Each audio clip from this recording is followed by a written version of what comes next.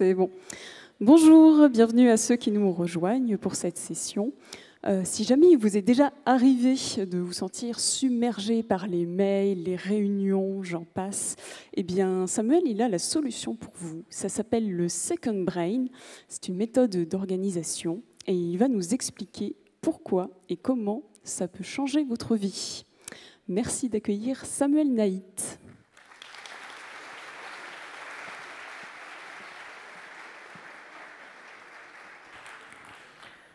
Bonjour à tous, merci d'être là. Je suis très honoré de pouvoir faire un talk devant vous aujourd'hui. Donc je m'appelle Samuel Naït, je suis lead tech front-end. Mais on s'en fout concrètement parce qu'aujourd'hui je ne vais pas vous parler de technique, je vais vous parler d'organisation. Dans notre vie de tous les jours, on a tous beaucoup de choses à gérer, beaucoup de projets. En moyenne, une personne elle a une quinzaine de projets à gérer au jour le jour.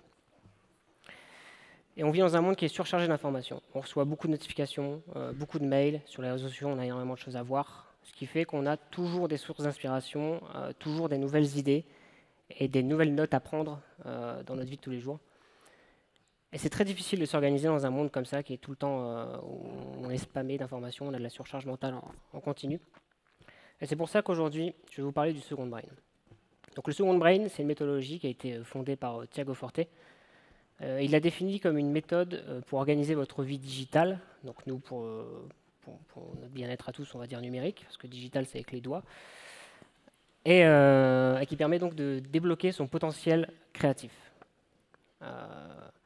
Moi, aujourd'hui, je vais vous donner les fondations du Second Brain, parce que c'est une méthodologie qui est assez dense, dans laquelle il y a plein de choses.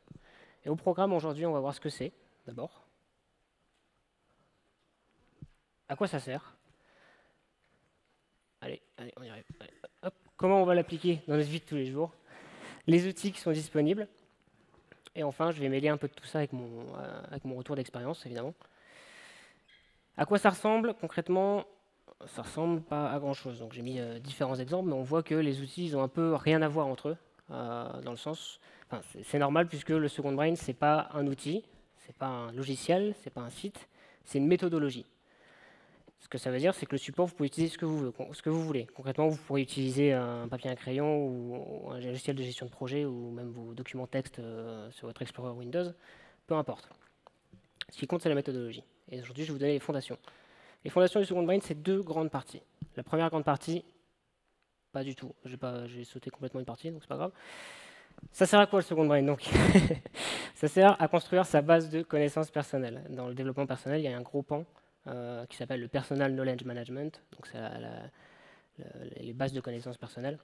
Le Second Brain, il rentre typiquement là-dedans. Il sert à s'organiser, organiser ses notes, être droit dans sa gestion de projet, et être efficace. Il permet de suivre ses projets efficacement, donc, alléger sa charge mentale, vous allez voir comment, et gérer la surcharge d'informations, on en a parlé au début. L'idée, c'est que quand vous attaquez un projet, si vous avez beaucoup de side projects, comme la plupart des gens qui ont un esprit un peu créatif, l'idée, c'est que quand vous attaquez un projet, vous soyez bien carré et que vous disiez que ça, c'est du plan de bataille. Donc, je disais, il y a deux grandes choses dans le Second Brain. La première grande partie des fondations du Second Brain, c'est la méthode PARA. La méthode PARA, ça va être la racine de votre Second Brain, ça va être sa structure de base. Elle va se composer de 4 dossiers: Project, Areas, Resources et Archive. Donc en français, projet, area, on va le traduire comme des zones, des domaines, les ressources et les archives. Je les ai numérotés ici, 1, 2, 3, 4. En fait, c'est leur ordre d'actionnabilité. Ce que ça veut dire, c'est que dans votre vie de tous les jours, vous allez surtout travailler dans votre dossier projet, un peu moins souvent dans les areas, dans les ressources pareil, et les archives encore moins. Donc si on parcourt la méthode PARA, la première, c'est les projets. Un projet, il a un début et une fin. C'est vos projets sur lesquels vous travaillez en ce moment. Vos projets de la semaine, du mois, du jour, en tout cas, c'est les choses que vous êtes, sur lesquelles vous déployez de l'énergie. Un projet, il a un début et une fin. Pourquoi c'est important? Il a un début, c'est évident, parce que vous l'avez commencé. Il a une fin, ça peut paraître évident, mais ça l'est moins. On a vite fait de commencer un projet sans savoir quand est-ce qu'il va se finir. Et je peux vous garantir que quand vous commencez un projet sans savoir quand est-ce qu'il va se finir, vous n'allez jamais le finir. Un projet, il faut choisir une fin, que ce soit une date, une deadline, si vous en avez dans l'idéal, c'est bien, ou ne serait-ce qu'une condition, une action qui va faire que ce projet va se terminer. Il faut bien le cadrer, quoi. La deuxième partie, les areas. Les areas, ça va couvrir les centres d'intérêt ou les responsabilités dans votre vie. Donc généralement, c'est les grandes catégories qu'on retrouve dans nos notes avant d'appliquer le Second Brain. C'est un peu comme ça qu'on va trier nos notes naturellement. C'est les grandes catégories qui vont constituer notre vie et nos projets. Dedans, on va mettre toutes les notes, toutes les idées qu'on a, qui ne sont pas actionnables tout de suite, mais qui, par la suite, vont générer des projets qui vont pouvoir alimenter des projets. Donc les projets, ils viennent des areas. La troisième partie, c'est les ressources. Donc là, c'est assez simple. Généralement, ça prend la forme d'une liste ou d'un tableau, mais c'est en gros toutes les notes, toutes les ressources, toutes les données qui vont vous aider dans vos areas, dans les différentes parties de vos vies ou dans vos projets. Voilà. Mais sans être lié à un projet ou à une areas précise, vous allez pouvoir piocher dans vos ressources pour alimenter vos projets et vos areas. Donc ça va être une liste de films à voir, des adresses de resto, peu importe, mais c'est des choses assez listées. Et la quatrième, c'est les archives. Donc les archives, c'est un peu particulier. Les archives, c'est pas une poubelle, puisque c'est une poubelle dans laquelle on peut chercher. Un projet qui est terminé, on va le mettre à l'archive. Pourquoi on ne le supprime pas? Pour la simple et bonne raison que, en fait, quand vous avez terminé un projet, vous avez travaillé sur ce projet-là, vous avez déployé des idées autour de ce projet-là, et toutes ces idées, toutes ces notes, toute cette activité autour de ce projet-là ont de la valeur. Et du coup, on ne va pas la supprimer, parce que sinon on va perdre cette valeur. On va l'archiver. C'est important parce que si demain vous commencez un nouveau projet, et que vous vous rappelez, ah, c'est vrai que je travaillais sur un truc similaire, il y a peut-être des choses à récupérer là-dedans, vous allez retourner dans votre archive, récupérer votre projet, les notes qui concernent, et utiliser dans ce nouveau projet. Si vous avez supprimé votre projet, clic droit supprimer, c'est plus sur votre outil, sur votre ordinateur, peu importe, c'est plus accessible. L'archive, elle est hyper importante pour ça. Donc archiver, c'est pas supprimer, et on peut désarchiver. Donc si on résume la méthode PARA, un projet, il a un début et une fin, c'est essentiel. Un projet, il vient d'une area, donc d'un domaine de votre vie. Les ressources, c'est les banques de données dans lesquelles vous allez stocker des ressources qui vont vous servir dans les différents aspects de vos vies ou dans vos différents projets. Et l'archive, elle sert à retrouver du contenu clos. À gauche, je vous ai mis une infographie. C'est une infographie de Maggie Appleton. Je vous invite à aller voir ce qu'elle fait. C'est une designeuse qui bosse beaucoup sur du visual thinking, sur les choses assez créatives. Elle fait beaucoup de sketch notes. Et en fait, Maggie, elle a suivi un cours en ligne de Thiago Forte, parce que Thiago Forte, il a tout un parcours de formation aussi autour du second brain. Et elle en a sorti une infographie d'une trentaine de pages de sketch notes, qui est super intéressante, qui va beaucoup plus loin que ce que je vais vous présenter aujourd'hui, mais qui vous permet d'avoir une appréhension, d'aborder le second brain de manière assez visuelle et assez simple.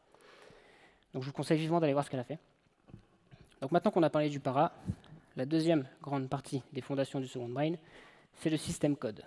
Donc en fait, c'est bien d'avoir la structure de second brain. Notre second brain, il est prêt. On a des beaux dossiers. On va pouvoir ranger tout ce qu'il faut dedans. On aura des notes bien rangées. Mais pour alimenter et entretenir notre second brain, il nous faut une méthode. Il nous faut un système. Parce que prendre des notes, c'est pas si simple que ça. Il faut le faire bien. Et un second brain, pour le remplir et l'entretenir, il faut un système. Donc capture, organize, distill, express, c'est les 4 étapes du système code. On va les parcourir ensemble. La première, capturer, évidemment. Donc c'est l'image de la Pokéball, elle marche très bien parce que l'idée c'est vraiment de prendre une note, la sauvegarder le plus vite possible. En fait, la note, une idée, c'est ce qui va vous donner de la charge mentale, bizarrement. Quand vous avez une idée, quand vous réfléchissez à quelque chose qui vous inspire, vous vous infligez de la charge mentale. Pour se libérer de cette charge mentale sans gaspiller cette idée, parce qu'une idée elle est toujours bonne à prendre, vous allez la prendre en note. Vous allez la capturer le plus vite possible. Capturer, c'est pas brainstormer. C'est-à-dire que quand vous allez avoir une idée, le but, pour ne pas perdre cette idée, c'est de la prendre en note tout de suite. Si vous avez envie de réfléchir à cette idée, vous pourrez le faire dans un second temps, il n'y a pas de souci. Là, ce que vous cherchez à faire, c'est capturer votre note, vous allégez le cerveau et vous déchargez mentalement de ce que vous venez d'avoir comme idée. Différents moyens de faire ça, évidemment. Le traditionnel papier-crayon, moi je le recommande en réunion en présentiel, pour éviter d'avoir l'air d'un gros asocial qui passe son temps sur son smartphone ou son PC. Prendre une appli de notes comme on l'a tous sur le téléphone, évidemment c'est très pratique pour prendre des notes rapidement, vous avez dû le faire beaucoup pendant la DevFest aujourd'hui.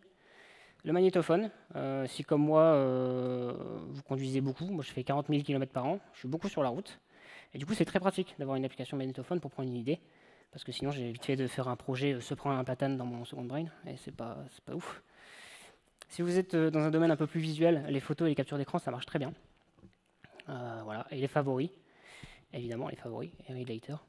Petit avertissement sur les favoris, c'est pas forcément une bonne pratique, parce qu'en fait, quand on va trouver un article qui nous inspire, on a tendance à le mettre en favori, ou le mettre dans notre liste d'articles à lire plus tard. Sauf qu'en fait, vous allez souvent vous retrouver sur ce lien et dire ouais, ok, je vois ce que c'est, je verrai plus tard.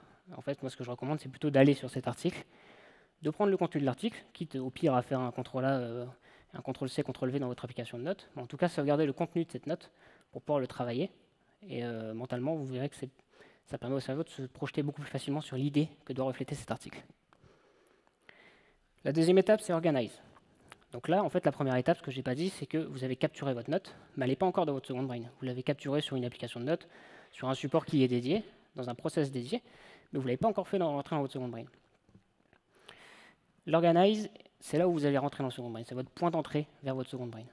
Pour faire entrer une idée dans le second brain, vous allez parcourir les notes que vous avez capturées, et vous allez vous poser la question, à quoi peut me servir cette note? Vous allez répondre à cette question. Et si vous n'arrivez pas à répondre à cette question, vous supprimez la note. Vous ne la mettez pas dans votre second brain. Et vous ne la mettez même pas dans l'archive, parce que votre archive, elle fait partie de votre second brain. Votre archive, elle a une valeur. C'est quelque chose dans laquelle vous allez chercher des notes et des idées. Donc si vous mettez quelque chose que vous avez capturé, que vous vous rendez compte qu'en fait, vous n'avez pas besoin de ces idées, vous n'allez pas l'exploiter, ne la sauvegardez pas, supprimez-la. Voilà. L'étape Organize, elle rentre très bien dans des routines. Moi, j'en ai deux. C'est les deux qui sont recommandés dans le bouquin. Le Weekly Inbox, toutes les semaines, vous passez sur vos notes que vous avez capturées et vous videz votre boîte de capture, donc l'endroit où vous avez capturé toutes vos notes. Vous faites en sorte qu'il n'y en a plus. Donc voilà. Et la deuxième, le Monthly Cleanup, c'est la même étape, mais sauf qu'en plus, vous repassez sur l'ensemble de votre second brain, sur vos 4 dossiers là, et vous faites un peu le tri de vos notes. Vous supprimez les notes qui vraiment servent à rien, vous archivez celles qui pourraient vous servir un jour, et vous faites le ménage dans votre second brain. Troisième étape du système code, le distill. Essentiel, c'est essentiel, oui, c'est aller à l'essentiel. Vous réduisez votre note au minimum. On crée des notes, ce qu'on appelle des notes atomiques. Une note atomique, c'est une note de quelques mots ou quelques phrases maximum. Pour ce faire, vous passez sur votre note. Première étape, vous mettez en gras ou vous soulignez les parties de votre note qui sont essentielles, les mots-clés, les phrases qui ressortent vraiment le contenu et la valeur de votre note pour l'utiliser plus tard. Si votre note est grosse, essayez de la découper le plus possible, d'en faire justement une note atomique. Et enfin, Express. Donc là, c'est la concrétisation de votre note. Votre note, vous en avez sorti le maximum de valeur, vous l'avez inclus dans un projet, et ce projet, vous l'avez sorti, vous l'avez exprimé. Donc il y a plusieurs moyens de sortir un projet. Vous pouvez publier quelque chose sur le net, le partager sur les réseaux, juste en parler autour de vous, c'est un moyen d'expression. C'est une façon d'exprimer votre projet et de donner de la valeur. L'Express, c'est surtout une source de motivation. C'est quand vous allez vous lancer dans un projet, si vous trouvez la cible, ce qui va être l'Express de votre projet, vous allez être plus motivé forcément à l'accomplir. Une fois que votre projet est terminé, vous le mettez dans l'archive. Et c'est là que vous avez vraiment clos votre projet. Donc si on résume le code, c'est le cycle de vie d'une note. Ça s'intègre très bien dans une routine, comme on l'a vu. Ça évite de polluer son second brain, parce que du coup on a une vraie méthodologie à suivre pour entretenir ses notes et suivre ses projets.